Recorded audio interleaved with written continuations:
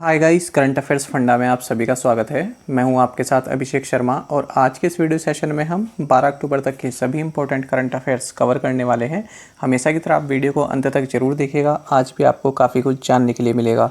साथ ही गाइस, इस सेशन को शुरू करने से पहले आप सभी को बताना चाहूँगा, यदि आप हमारी daily current affairs PDF, weekly PDF और मंथली पीडीएफ चाहते हैं तो इस वीडियो के फर्स्ट कमेंट में दिए गए लिंक पर क्लिक करके पा सकते हैं।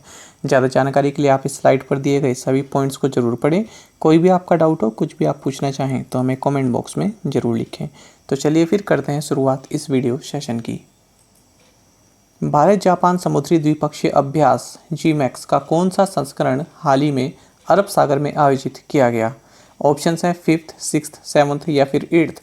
सही आंसर होगा option A. So 5th edition of India Japan maritime bilateral exercise JIMEX recently held in Arabian sea. तो यहाँ पर आपके लिए जानना ये इंपॉर्टेंट रहेगा कि कहाँ पर हुआ है। तो अरब सागर में हुआ है। जीमैक्स नाम से पता चल रहा है कि इंडिया और जापान के बीच है। तो भारत की ओर से यहाँ पर guided missile stealth destroyer Kochi ने पार्टिसिपेट किया है, साथ ही गाइडेड मिसाइल फ्रिगेट तेग ने यहाँ पर पार्टिसिपेट किया है। पाकिस्तान के परमाणु कार्यक्रम के जनक का नाम बताइए जिनका हाल ही में निधन हो गया। ऑप्शंस आपके सामने हैं और सही आंसर होगा option D. So Abdul Qadir Khan, known as the father of Pakistan's nuclear programme, died recently. तो देखिए, इनको father of Pakistan clandestine nuclear programme कहा जाता है। नाम याद रखिएगा, अब्दुल कादिर खान या फिर AQ खान भी लिखा सकता है। तो इनका हाल ही में निधन हो गया है। क्लैंडस्टीन का मतलब होता है सीक्रेटली कोई कार्य करना, गुप्त तरीके से कोई कार्य करना जो कि ऑफिशियली अलाउड ना हो। साथ ही आपको जानना चाहिए 1936 में भोपाल में इनका जन्म हुआ था, लेकिन विभाजन के बाद फिर ये पाकिस्तान माइग्रेट कर गए थे। और वैसे ये जो है अपने देश में तो काफ़ी इनका नाम है, लेकिन देश के बाहर पूरे वर्ल्ड में जो है इनका जो है अच्छा नाम नहीं था, क्योंकि इन्होंने जो न्यूक्लियर प्रोग्राम से रिलेटेड जो टेक्नोलॉजी है उसको जो है नॉर्थ कोरिया, ईरान और लीबिया को इन्होंने बेच दिया था। तो सीक्रेटली इन्होंने उनको बेच दिया था, तो इसलिए इनकी इमेज काफ़ी ख़राब थी पाकिस्तान से बाहर। हालांकि पाकिस्तान में इनकी काफ़ी इज्जत है। नोबेल शांति पुरस्कार के संयुक्त विजेता दिमित्री मुराटोव रूस में किस स्वतंत्र समाचार पत्र के संस्थापक और संपादक हैं? ऑप्शंस आपके सामने हैं। सही आंसर होगा ऑप्शन बी। कमेंट में जरूर बताइएगा ये वाला क्वेश्चन आपको कैसा लगा, क्योंकि इसी तरह से एग्जाम में भी आपको क्वेश्चन मिलते हैं, ठीक है, जो हमको लगता है कि हाँ काफ़ी हाई लेवल का पूछा गया है। तो ऐसा नहीं होता है। जो डिटेल होती है ना, कोई भी पुरस्कार मिला है उसकी डिटेल में से ही क्वेश्चन आपके पास आता है। तो अगर आप डिटेल एक बार पूरा पढ़ लेंगे तो अच्छे से क्वेश्चन आपको समझ में आ जाएगा। तो इस तरह से जो मैंने क्वेश्चन ये फ्रेम किया है, इसके पीछे मकसद ये है कि आपको ये मालूम पड़ जाए कि किस तरह से आपको किसी भी क्वेश्चन को, उसकी डिटेल को जो है देखना है। तो अब ये पुरस्कार मिला है, आपको इनके बारे में भी जानना चाहिए कि इन किस चीज़ के जो है संपादक हैं, ठीक है। इससे रिलेटेड आपको न्यूज़ लेनी चाहिए जो भी इस तरह के पुरस्कार होते हैं। तो देखिए, Dmitry Muratov, the joint winner of the Nobel peace prize, is the founder and editor of Novaya Gazeta newspaper in Russia. तो देखिए, जो ये पर्सन है दिमित्री, ये रशियन जर्नलिस्ट हैं, टेलीविज़न प्रेजेंटर हैं और एडिटर इन चीफ है रशियन न्यूज़पेपर जिसका नाम है नोवाया गजेटा। तो इनको 2021 का नोबेल पीस प्राइज़ मिला है। और किसके साथ मिला है इन्हें? मारिया एंजेलिटा रेसा, इनको भी मिला है। तो इन दोनों ही लोगों को 2021 का नोबेल पीस प्राइज़ मिला है। किसके लिए? For their efforts to safeguard freedom of expression which is a precondition for democracy and lasting peace. तो शांति बनाए रखने और जो लोकतंत्र है उसको बचाए रखने के लिए फ्रीडम ऑफ एक्सप्रेशन की काफ़ी ज़रूरत होती है। तो उसी को बचाने का इन्होंने एफर्ट किया है, इसलिए इनको नोबेल पीस प्राइज़ दिया गया है। बात करें अगर हम मारिया की, तो मारिया जो है ये फिलीपींस की जर्नलिस्ट एंड ऑथर हैं, साथ ही रैपलर इस कंपनी की ये CEO है। तो ये एक न्यूज़ प्लेटफॉर्म है, इसकी ये CEO है और पहली फिलिपिनो है जिन्होंने नोबेल प्राइज़ मिला है। फिलिपिनो मतलब जो फिलीपींस में रहने वाले लोगों को बोलते हैं फिलिपिनो। भ्रष्टाचार के आरोपों के बाद सेबेस्टियन कुर्ज ने घोषणा की कि वह किस देश के चांसलर के रूप में पद छोड़ देंगे? ऑस्ट्रिया, जर्मनी, सैन मैरिनो या फिर लिechtenstein। सही आंसर होगा option A. Following corruption allegations, Sebastian कुर्ज announced that he would be stepping down as Chancellor of Austria? तो जर्मनी तो हो नहीं सकता, आप सभी जानते हैं जर्मनी की चांसलर कौन है, ठीक है, तो ऑस्ट्रिया यहाँ पर एक सही ऑप्शन के साथ आप जा सकते हैं।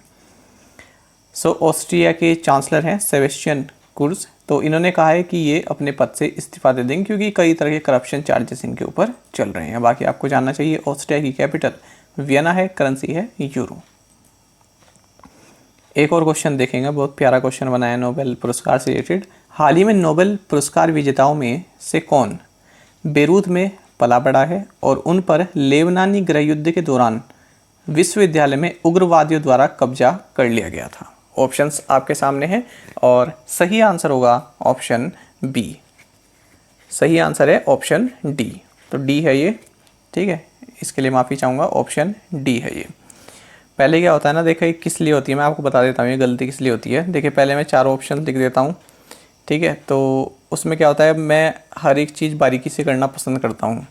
तो देखिए कभी भी आप मेरे ऑप्शन पाएंगे ना तो ऐसे नहीं पाएंगे कि आगे पीछे हो रखा है ना। देखिए सबसे छोटा सबसे ऊपर, फिर उसके बाद, फिर उससे बाद, फिर उसके बाद उससे लंबा, ठीक है। तो इस तरह से मैं अपने ऑप्शंस रखता हूँ ताकि देखने में भी क्वेश्चन अच्छा लगे। ऐसा ना हो कि सबसे लंबे वाला ऊपर, हालांकि पेपर में इस चीज़ों को नहीं देखते हैं, लेकिन ये मेरी आदत है कि क्वेश्चन जो है अच्छा आपके सामने पेश किया जाए। कोई भी क्वेश्चन आप देख लीजिएगा, छोटे से बढ़ते हुए क्रम में आएंगे ऑप्शन, ठीक है। खैर इसमें इतनी बड़ी बात नहीं है, मैंने आपको बताया कि इस वजह से गलत हो जाता है क्योंकि पहले हो सकता है ये वाला क्वेश्चन, ये वाला जो ऑप्शन है यहाँ पर लिखा हो तब मैंने यहाँ पर बी कर दिया हो। तो सही आंसर इसका डी है, आर्डेम पेटापोशियन। तो देखिए आर्डेम पेटापोशियन was among the recent Nobel laureates, grew up in Beirut and during the Lebanese civil war was captured by militants at university. जानेंगे इस क्वेश्चन के बारे में, सही से देखिए समझेंगे। 2021 का जो नोबेल प्राइज़ मिला है फिजियोलॉजी या फिर मेडिसिन में, आप दोनों में से कोई भी नाम यूज़ करते हैं, तो ये मिला है डेविड जूलियस को, जो कि अमेरिकन फिजियोलॉजिस्ट हैं। कहाँ पर? यूनिवर्सिटी ऑफ कैलिफोर्निया में। और दूसरे हैं आर्डेम, जो कि अमेरिकन मॉलिक्यूलर बायोलॉजिस्ट और न्यूरोसाइंटिस्ट हैं। कहाँ पर? ये भी कैलिफोर्निया में है। किस लिए मिला है? For their discoveries of receptors for temperature and touch. तो जो सेंसिटिविटी होती है ना, उससे संबंधित इन्होंने रिसेप्टर्स की डिस्कवरी की है। जैसे हमें टेम्परेचर या फिर हम किसी चीज़ को टच करते हैं ना, तो वो जो सेंस होता है उससे संबंधित डिस्कवरी के लिए इन्हें ये पुरस्कार मिला है। अब आपको ये जानना चाहिए, जो ये आर्डम है तो ये जो है पले बड़े कहाँ पर हैं? लेबनानी कैपिटल बेरूत में। और उसी वक्त जो लेबनीज सिविल वॉर जो चल रहा था, तो वहाँ पर इनको मिलिटेंट्स द्वारा कैप्चर भी कर लिया गया था। तो ये हमारा क्वेश्चन था कि किसको कैप्चर कर लिया गया था। तो सही आंसर होगा आर्डेम पेटापोशियन। किस रेलवे जोन ने पहली बार 3 मालगाड़ियों को एक साथ जोड़ दिया है और उन्हें त्रिशूल नामक एक लंबी दूरी की मालगाड़ी के रूप में संचालित किया? सही आंसर होगा option C. So, South Central Railway has for the first time clubbed together 3 goods trains and operated them as a single long haul goods train named त्रिशूल। तो देखिए साउथ सेंट्रल रेलवेज ने क्या किया है, पहली बार ऐसा किया है कि जो 3 मालगाड़ियां हैं उनको एक साथ जो है जोड़ दिया है और एक काफ़ी लंबी जो है मालगाड़ी उन्होंने बना दी है। तो इसका नाम दिया इन्होंने त्रिशूल और इसको विजयवाड़ा से दुवाड़ा के बीच में रन किया गया। साथ ही आपको जानना चाहिए, जो साउथ सेंट्रल रेलवे है इसका हेडक्वार्टर्स है सिकंदराबाद तेलंगाना में। DPIIT द्वारा जारी औद्योगिक पार्क रेटिंग सिस्टम रिपोर्ट में कितने औद्योगिक पार्कों को लीडर के रूप में मूल्यांकन किया गया है? ऑप्शंस आपके सामने हैं, सही आंसर होगा option C. So 41 industrial parks have been assessed as leaders in the industrial park rating system report released by DPIIT। तो देखिए 41 इंडस्ट्रियल पार्क्स को यहाँ पर लीडर्स की कैटेगरी में रखा गया है। किसमें? Industrial parks rating system report के तहत। किसके द्वारा रिलीज़ की गई है? DPIIT के द्वारा, यानी कि department for promotion of industry and internal trade के द्वारा। साथ ही इन्होंने कहा है कि 90 इंडस्ट्रियल पार्क्स जो हैं ये चैलेंजर कैटेगरी के तहत आते हैं और 185 इंडस्ट्रियल पार्क एस्पायरर्स के अंतर्गत आते हैं। तो ये जो industrial park rating system report है, इसका ये 2nd एडिशन रहा और इसको लॉन्च किया गया है minister of state for commerce and industry Som Prakash के द्वारा। डेनमार्क के प्रधानमंत्री कौन है? ऑप्शंस आपके सामने हैं और सही आंसर रहेगा option D. So Mette Frederiksen, Mette Frederiksen is the prime minister of Denmark. तो ये हैं प्राइम मिनिस्टर डेनमार्क की। तो किस लिए चर्चा में, क्योंकि भारत का आजकल दौरा कर रही हैं ये, और डेनमार्क के साथ भारत ने 2 एग्रीमेंट साइन किए, एक तो है क्लाइमेट चेंज को लेकर और दूसरा MOU है ग्रीन हाइड्रोजन इलेक्ट्रोलाइजर प्लांट को लेकर, जो कि रिलायंस इंडस्ट्रीज़ और डेनमार्क की एक कंपनी है स्ट्रिस्टल फ्यूल टेक्नोलॉजीज, इन दोनों के बीच में साइन की गई है। तो ये इंपॉर्टेंट रहेगा आपके लिए। बाकी आपको जानना चाहिए डेनमार्क की कैपिटल कोपेनहेगन है, करेंसी है Danish krone. Turkish Grand Prix किसने जीता? सही आंसर होगा option A. So Valtteri Bottas won the Turkish Grand Prix. तो देखिए जो वॉल्टेरी बोटास हैं ये फिनलैंड के रेसिंग ड्राइवर हैं और मर्सिडीज़ के लिए ड्राइव करते हैं। तो इन्होंने जो है टर्किश ग्रां प्री ये जीता है। न्यायमूर्ति सतीश चंद्र शर्मा ने किस उच्च न्यायालय के नए मुख्य न्यायाधीश के रूप में शपथ ली? सही आंसर होगा option C. So justice Satish Chandra Sharma has been sworn in as the new chief justice of Telangana high court. तो तेलंगाना हाई कोर्ट के नए चीफ जस्टिस होंगे जस्टिस सतीश चंद्र शर्मा। साथ ही आपको जानना चाहिए कौन शपथ दिलाता है? शपथ दिलाते हैं जो गवर्नर होते हैं। तो यहाँ की गवर्नर है तमिलिसाई सुंदरराजन। तो इन्होंने जस्टिस सतीश चंद्र शर्मा को शपथ दिलाई है। रामू अब्बागनी को किस देश में भारत के अगले राजदूत के रूप में नियुक्त किया गया है? सही आंसर होगा option D. So Ramu Abbagani appointed as the next ambassador of India to Dominican Republic. बाकी आपको जानना चाहिए डोमिनिकन रिपब्लिक की कैपिटल सेंटो डोमिंगो है, करेंसी है डोमिनिकन पेसो। राइट्स लिमिटेड के चेयरमैन एंड मैनेजिंग डायरेक्टर के रूप में किसे नियुक्त किया गया है? सही आंसर होगा option C. So Rahul Mittal has been appointed as the CMD of RITES limited. तो राइट्स आप जानते हैं मिनिस्ट्री ऑफ रेलवेज की एक कंपनी है, ठीक है, गवर्नमेंट ऑफ इंडिया के अंडर में है। तो इसी के CMD बने हैं राहुल मित्तल। और जो ये राइट्स लिमिटेड है इसका हेडक्वार्टर्स गुरुग्राम हरियाणा में है। फेसबुक, माइक्रोसॉफ्ट और नेटफ्लिक्स सहित उपभोक्ता सेवा के लिए डिजिटल भुगतान का प्रयोग करने वाली अग्रणी कंपनियां निम्नलिखित में से किसकी स्थापना के लिए एक साथ आई हैं? ऑप्शंस आपके सामने हैं। सही आंसर होगा option D. So leading companies using digital payments to service consumers including Facebook, Microsoft and Netflix have come together to set up merchants payments alliance of India, यानी MPAI। देखिए इसका मतलब क्या हुआ? Leading companies using digital payments to service consumers. इसका मतलब हुआ है कि इस तरह की कंपनीज जो कि अपने कंज्यूमर्स को सर्विस प्रोवाइड कराने के लिए डिजिटल पेमेंट का सहारा लेती हैं, ठीक है, तो ये सब एक साथ मिलकर इन्होंने एक merchants payments alliance of India MPAI इसके गठन की जो है शुरुआत की है। क्या मकसद रहेगा? भारत में डिजिटलाइजेशन और फाइनेंशियल लिटरेसी को प्रमोट करना। तो इसकी फुल फॉर्म आप याद रखेंगे, merchants payments alliance of India. तो कौन कौन सी कंपनी आप सभी जानते हैं? Book my show, Disney plus, Hotstar, Facebook, future generally, Microsoft, Netflix, Spotify, times internet and zoom. तो ये सभी ने मिलकर ये MPAI बनाया है। 10 अक्टूबर को चीन ने किस क्रांति की 110वीं वर्षगांठ मनाई है जिसे ताइवान में अपने राष्ट्रीय दिवस के रूप में भी चिन्हित किया जाता है? सही आंसर होगा option C. So October 10 is celebrated in China as the 110th anniversary of 1911 Xinhai Revolution, which is also marked in Taiwan as its national day। जानेंगे क्वेश्चन के बारे में। तो देखिए आपको बता दें 110वीं एनिवर्सरी मनाई गई है 1911 जिनहाई रिवॉल्यूशन की। कहाँ पर? चाइना में भी और ताइवान में भी।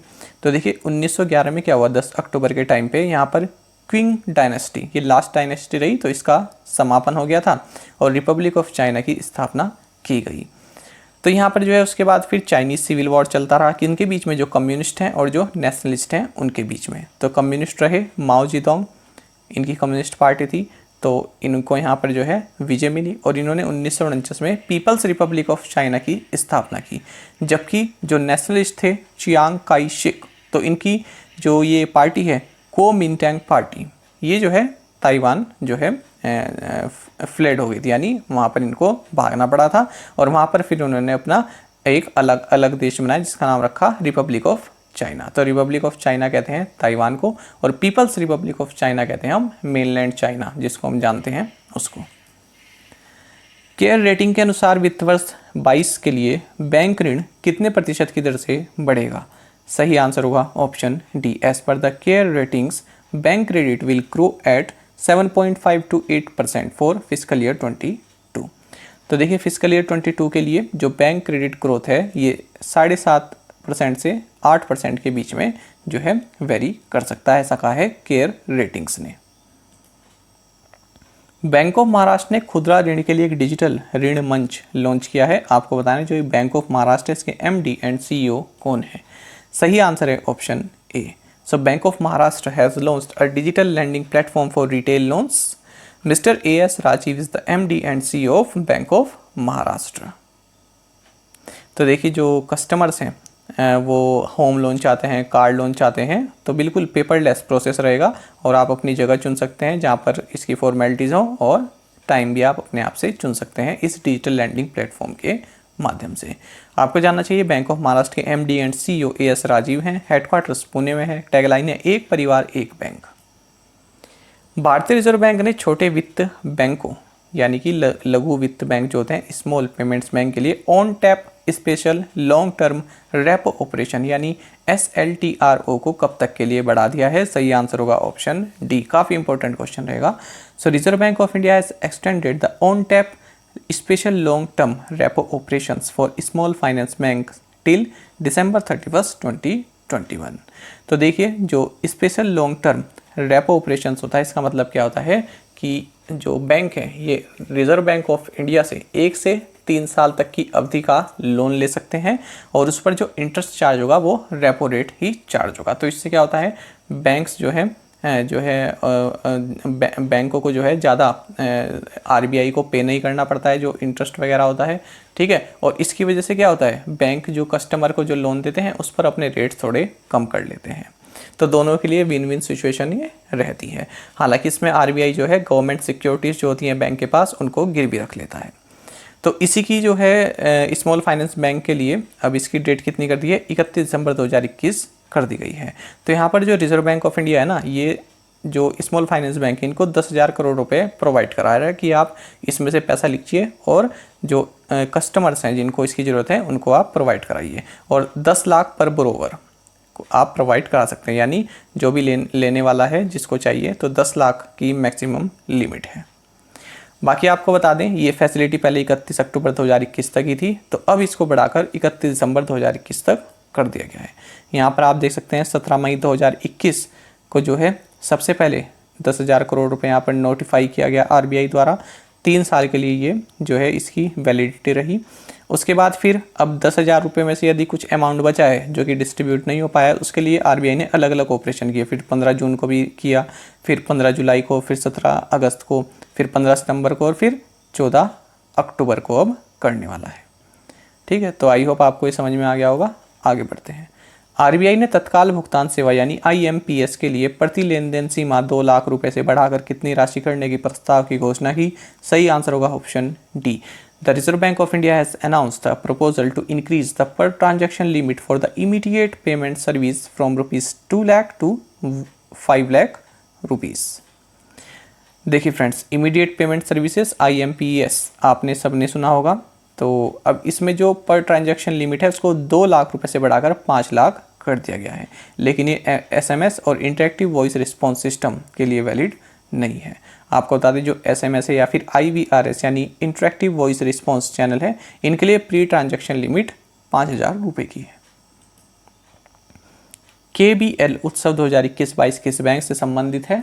सही आंसर होगा option B. So KBL Utsav 2021-22 is related to Karnataka bank. So Karnataka bank से संबंधित है और ये कैंपेन इनका 7 अक्टूबर से 31 दिसंबर तक चलने वाला है। तो कई तरह की इसमें जो है ऑफर दिए जाएंगे होम लोन्स, कार लोन्स और गोल्ड लोन्स पर। बाकी कर्नाटक बैंक के बारे में आपको जानना चाहिए MD and CEO Mahabaleshwar MS हैं। टैगलाइन है your family bank across India, headquarters Bangalore में है। भारत कितने देशों के साथ नई अंतर्राष्ट्रीय कर प्रणाली लागू करने के लिए सहमत हुआ है? सही आंसर यहाँ पर जो रहने वाला है हमारा वो होगा option C. India along with 135 countries agree to implement new international tax system.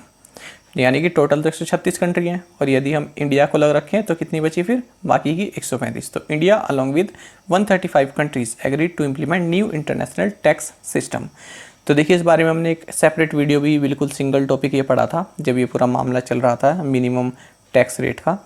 तो देखिए जो मल्टीनेशनल कंपनीज होती हैं तो उन पर एक मिनिमम टैक्स लगाने की बात की जा रही है 15% की, जो कि 2023 से जो है स्टार्ट हो जाएगा। कई कंपनियां ऐसी होती हैं ना जहाँ पर टैक्स बहुत कम होता है, वहाँ पर अपने हेडक्वार्टर्स बना लेती हैं तो वहीं पर अपना टैक्स पे करती हैं, और जिस कंपनी में प्रॉफिट कमा रही हैं जहाँ पर उनका पूरा बिजनेस फैला हुआ है वहाँ पर जो है बहुत कम टैक्स में पे करती हैं। तो इसी के लिए यहाँ पर 2 पिलर सोल्यूशन किससे संबंधित है? ये इसी से संबंधित है, जो मिनिमम टैक्स रेट है इसी से संबंधित है। तो 2 पिलर सोल्यूशन का क्या मतलब है? पिलर 1 में क्या है कि जो प्रॉफिट है और जो टैक्सेशन है ये जो है सही से डिस्ट्रीब्यूट होना चाहिए, ये बोलता है पहला पिलर। दूसरा पिलर ये कहता है कि जो मिनिमम कॉर्पोरेट टैक्स है ये 15% होना चाहिए उन कंपनीज पर। ठीक है, यानी कि कोई कंपनी मान लीजिए भारत में जो है बिजनेस कर रही है, हेडक्वार्टर्स उसका जो है डेनमार्क या फिर स्वीडन कहीं पर है, तो 15% टैक्स तो वो देगी ही देगी कम से कम अपने प्रॉफिट में भारत में। ठीक है, अब तक जो है वो 6 या 7% देती होगी, तो अब क्या होगा, उसको 15% तो देना ही होगा। विश्व व्यापार संगठन यानी WTO द्वारा 2021 में वैश्विक व्यापार वृद्धि का पूर्वानुमान क्या है? सही आंसर होगा option D. So 10.8% is the global trade growth forecast in 2021 by the World Trade Organization. तो देखिए WTO ने क्या किया है, जो global merchandise trade volume growth है तो कहा है कि 10.8% रहेगी 2021 में, यानी कि जो ट्रेड का जो वॉल्यूम है, जो ट्रेड हो रहा है वो 2021 में 10.8% रहने वाला है, जबकि 2022 में 4.7% रहेगा। बाकी आपको जानना चाहिए WTO का हेडक्वार्टर्स जेनेवा स्विट्जरलैंड में है। इसकी स्थापना 1 जनवरी 1995 को हुई थी। 164 मेंबर स्टेट्स हैं। ये इंपॉर्टेंट रहेगा, डायरेक्टर जनरल कौन है, तो ये है एनगोजी ओकोंजो-इवेला, तो नाइजीरिया की हैं, ये आपको जानना चाहिए, ये काफ़ी इंपॉर्टेंट फैक्ट है। कई बार अब तक 2-3 एग्जाम में तो मैंने ये क्वेश्चन देख लिया है कि WTO की जो डायरेक्टर जनरल नई बनी है ये किस देश की है, तो याद रखिएगा नाइजीरिया। अब देखते हैं प्रीवियस असाइनमेंट क्वेश्चन के answer. Who is the MD and CEO of Invest India? Answer is Deepak Bagla. What is the capital and currency of Ukraine? So capital is Kyiv and currency is hryvnia. Wrestler Anshu Malik belongs to which state? Answer is Haryana, Jind district. What was the GDP growth in the first quarter of fiscal year 22? Answer is 20.1%. Headquarters Integrated Defense Staff celebrated its 21st Raising Day on which day? Answer is 1 October 2021. और आप में से कई aspirants ने बिल्कुल सही answer दिया है। इसी तरह से आप पार्टिसिपेट करते रहिए। अगर आपको हमारा कंटेंट अच्छा लगता है तो आप वीडियो को लाइक भी कर सकते हैं। चलिए देखते हैं आज के assignment questions. What is the capital and currency of Finland? Who is the co-founder and CEO of Zoho company? Name the world's first DNA vaccine against COVID-19। Indian archer Jyothi Surekha Vennam belongs to which state? Which of Nobel literature prize winner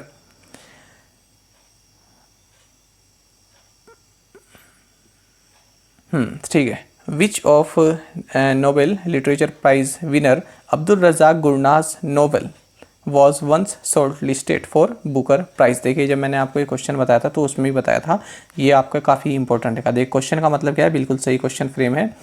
जो अब्दुल रज़ाक गुरना है तो इन्होंने जो है हाल ही में Nobel literature price इनको दिया गया है। तो इनका आपको वो नोबेल बताना है जिसको बुकर प्राइज़ के लिए शॉर्ट लिस्ट किया गया था। इसी तरह से घुमा फिरा कर क्वेश्चन थोड़ा पूछा जाता है, इधर उधर थोड़ा पूछा जाता है। तो ये क्वेश्चन आप जरूर बताएंगे। मैंने आपको इसको MCQ फॉर्मेट में भी बताया है। जो अब्दुल रज़ाक गुरना है जिनको नोबेल लिटरेचर प्राइज़ मिला है तो इनके किस नोवेल को बुकर प्राइज़ के लिए भी शॉर्ट लिस्ट किया गया था, ये आपको बताना है। तो 5 क्वेश्चन के आंसर आप हमें जरूर दीजिएगा। साथ ही करंट अफेयर्स फंडा को आप टेलीग्राम पर भी ज्वाइन कर सकते हैं। यहाँ पर रेगुलर वीडियो अपडेट्स और करंट क्विज़ हम आप सभी के लिए डालते हैं। साथ ही डिस्कशन ग्रुप में आप किसी भी क्वेश्चन का सोल्यूशन पा सकते हैं। दोस्तों यहाँ पर हमारे करंट अफेयर्स की प्लेलिस्ट दी गई है, इसको आप जरूर देखें। अपने दोस्तों के साथ और फेलो एस्पिरेंट्स के साथ हमारे करंट अफेयर्स को शेयर जरूर करें। आज का इस सेशन आपको कैसा लगा हमें कमेंट बॉक्स में जरूर बताइएगा। Thank you guys.